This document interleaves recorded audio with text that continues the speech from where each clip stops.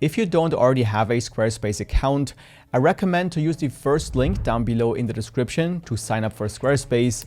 This is my referral link and it will enable you to use my coupon code MEDIX10, which will get you an additional 10% off any Squarespace plan. So if you want to save some money, use that link and enter the code MEDIX10 at checkout. Once you're here, let's click on Get Started.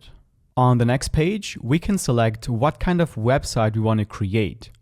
In this video, I'm going to create a portfolio website for a wedding photographer. So I'm going to select photography.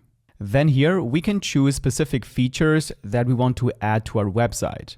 I want to use this website to show my previous work, and I also want to add a contact form so that new clients can reach out to me. So I'm going to select Showcase Work Expertise and Offer Contact Form.